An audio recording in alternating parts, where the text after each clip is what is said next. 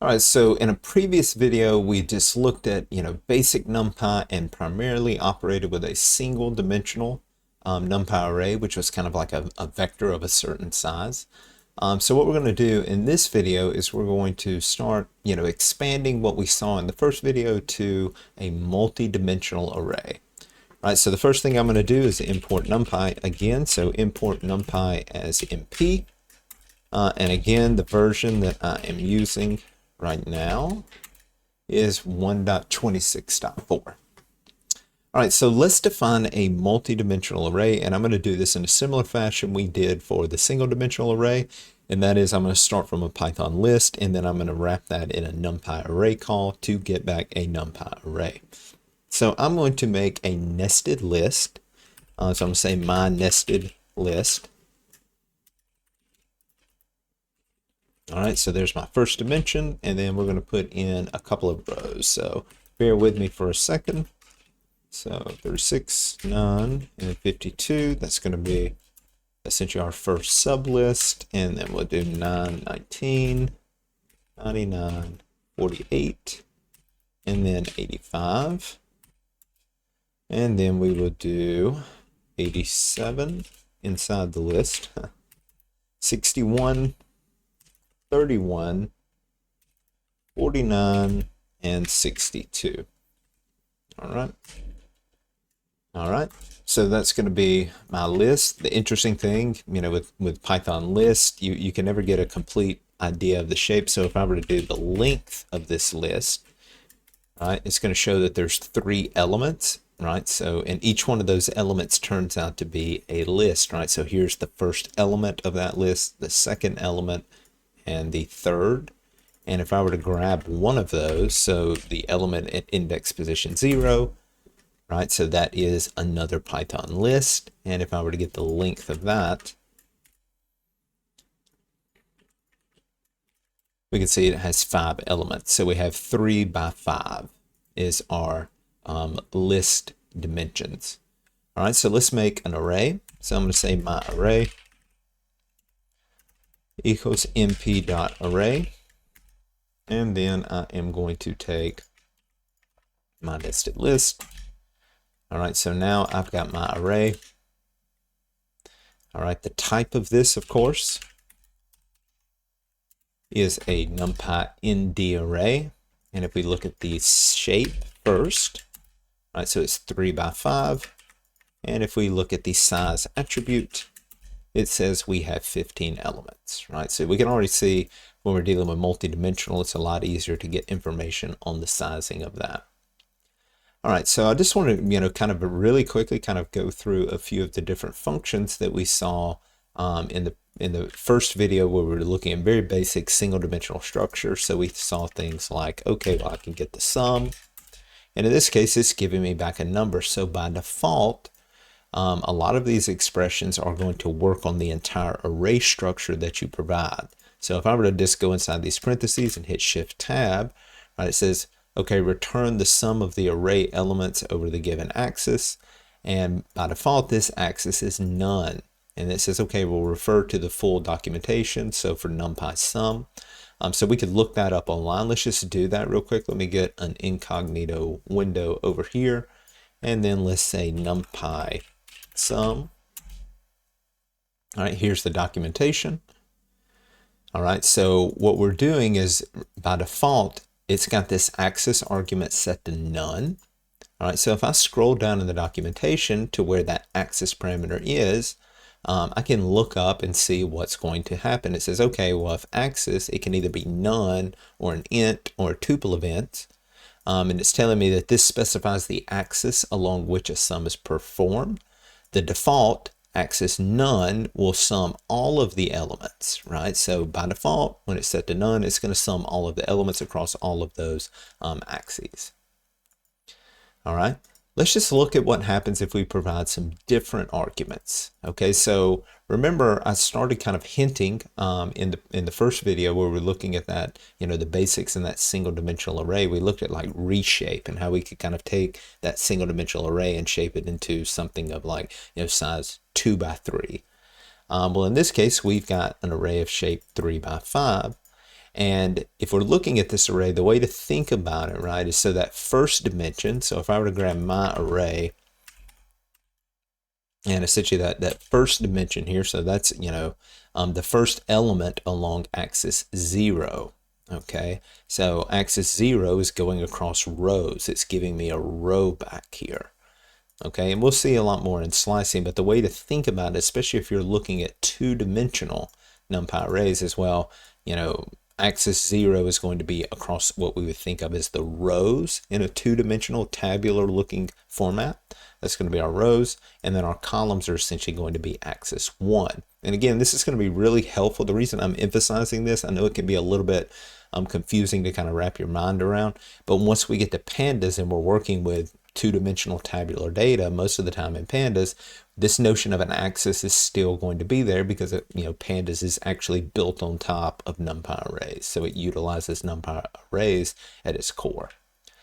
So let's look at this. So my array with a default gave me back 703, but now if I say my array and I provided this axis argument, okay, and say, well, let's do this across axis 0. All right, this is going to be interesting. So remember when we did NP sum, this axis argument said the axis, the sum is going to be done over or computed over.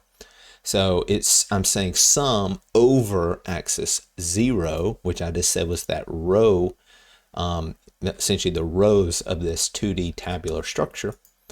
So now if I do my array and I need to do a dot sum, all right, so we look at the result here, and what it's done is it has actually summed this 2D structure across the rows, across axis 0. Right, so 24 plus 9 plus 87 gives us 120. 32 plus 19 plus 61 is giving us 112. And it's doing that once for each one of our columns. So we end up with an array that has 5 elements. All right, if we change that and we said let's do that across axis 1, so across these columns, so we're essentially getting a sum for each one of our rows in that two-dimensional structure. All right, so now the sum of 24, 32, 36, 9, and 52 is going to be 153. So this sum is for each one of our rows. So this is how that axis argument works. All right, I'm just going to let's just recopy this down here. All right, so what if I wanted to find the maximum value in each one of these rows? All right, well, what we could do is I'm going to take my array and I'm going to say axis, I'm going to do the maximum value. So for like this first row, I want to figure out that the maximum value is 52. Second row, I want to figure out it's 99. I want to figure out it's 87 here. Well, I can say the max, and I'm wanting to take that maximum across elements of axis 1, essentially. Right, so I'm going to take the maximum across axis 1, and I want to do that for each one of my elements in axis 0. So if I say axis 1 here, right, I'm taking the max across axis 1, and it's going to do this for each one of those rows. Right, we can see there's your 52. Right here, 99, that's the max in that row, 87, max in that row. And we can also do this with the argmax, right? So we looked at the argmax, argmin.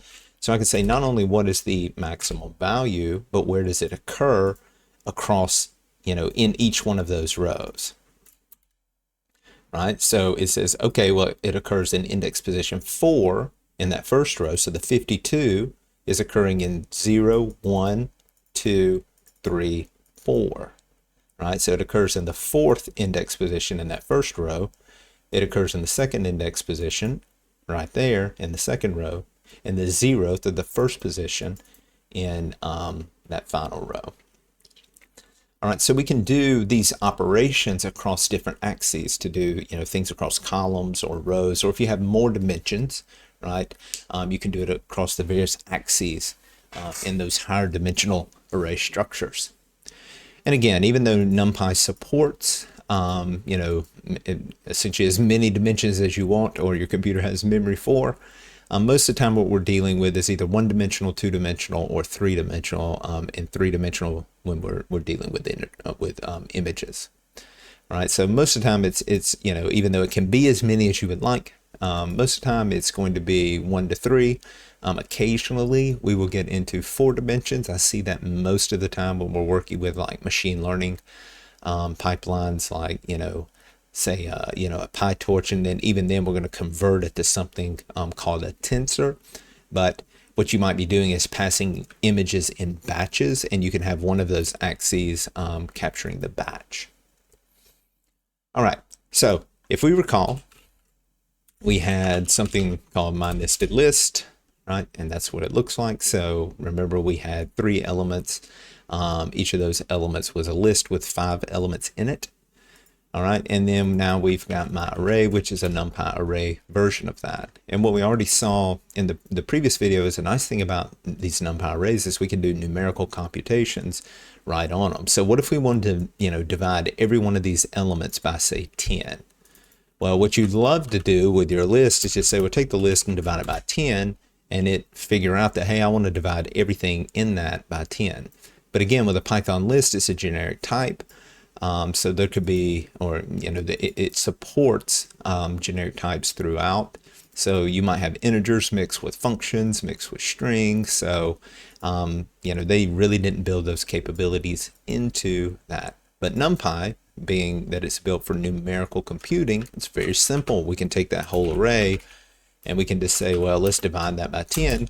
And there we go. Each one of the entries are now divided by 10. We can multiply it by a scalar, multiply them by 10, and so forth. We can actually, you know, use order of operations to do, you know, different sequences of operations on an array. Just making sure the key thing to note here is we know the type that's coming back. So what if I wanted to take every value in my array, add 2 to it, right, and then take the result and divide that by 10? Well, the key thing to note is there's my array. What it's returning to me is a numpy array. When I do a +2 on that, right, it's still returning a numpy array. I'm going to wrap that in parentheses to indicate I want that operation done first, and then I can divide by 10, and we get the result that we expect. All right, so much simpler to do. If you think about how you would have to do that with a list, that could be quite complex.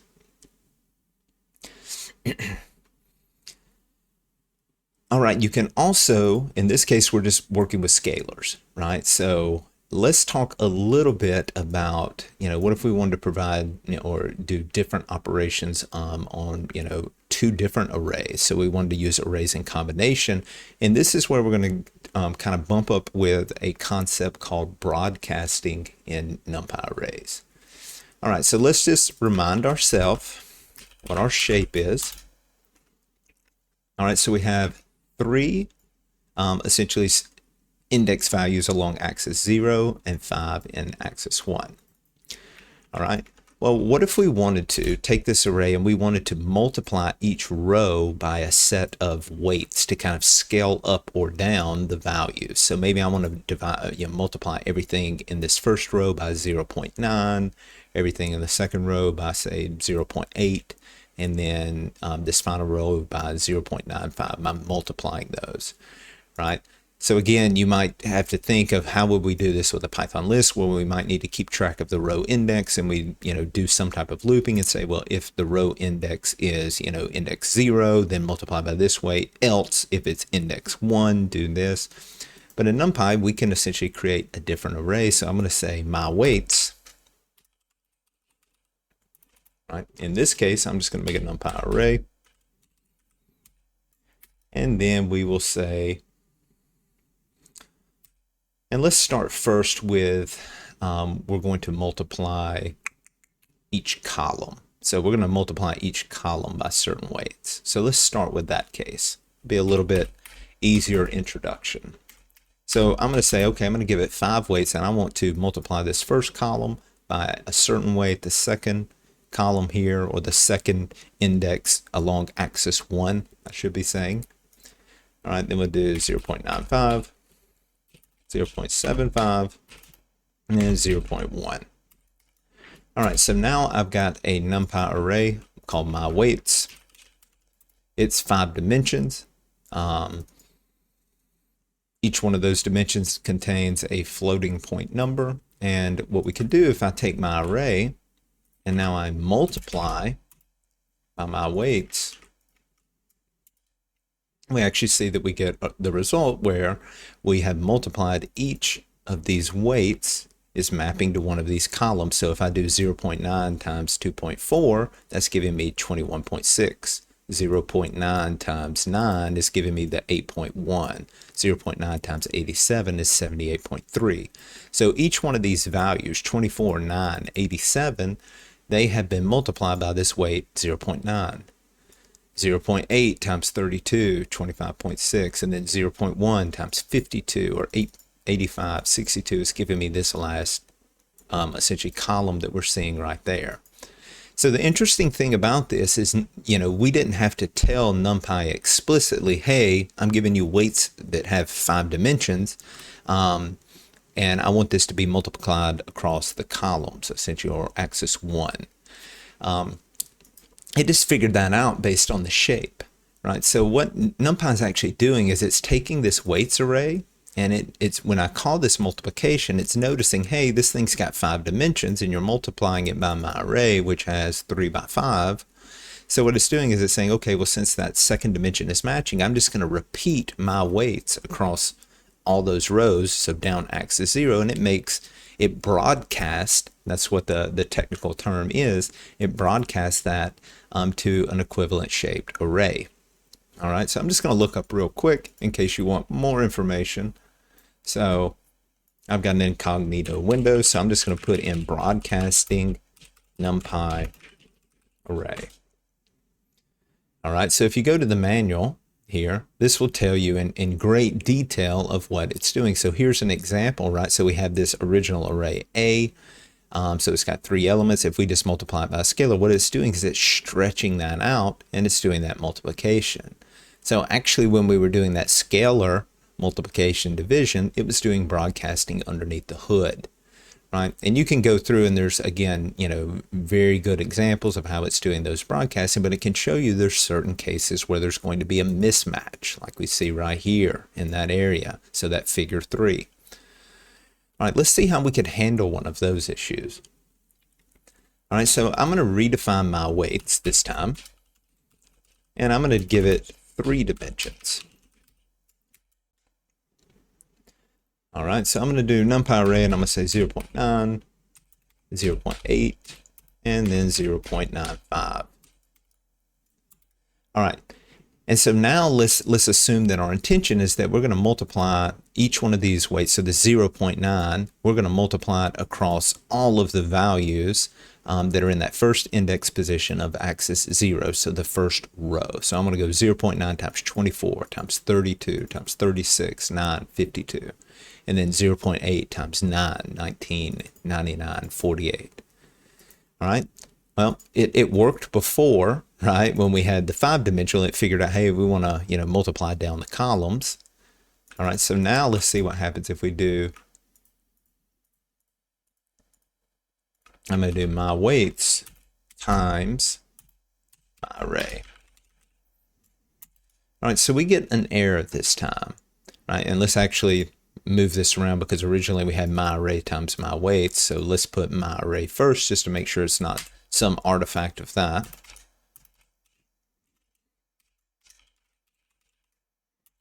All right, so we still get an error, right? So it's saying, okay, well, I can't broadcast these things together.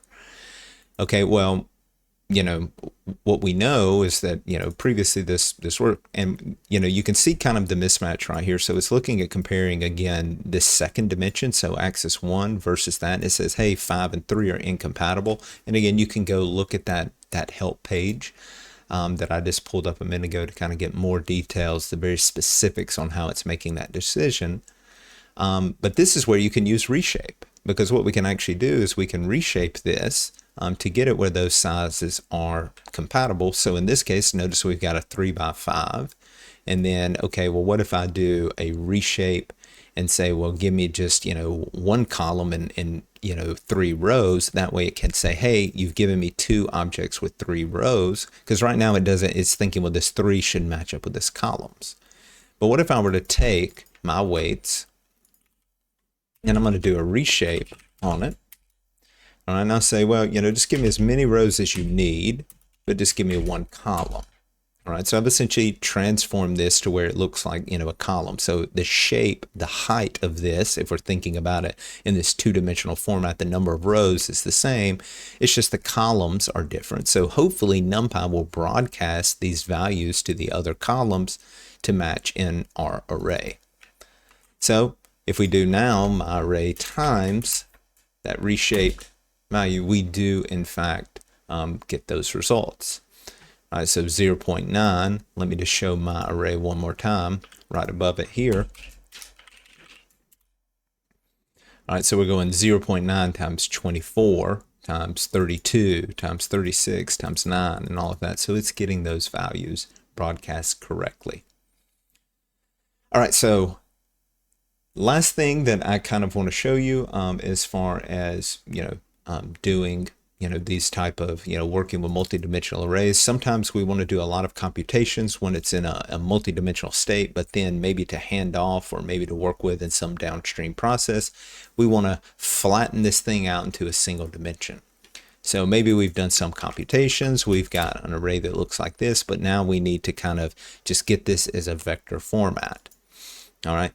Now, you could do, of course, just give me a reshape, and then we'll do, a -1, or I just want one dimension and axis 1, I'm sorry, and as many columns as you need, and that's doing it.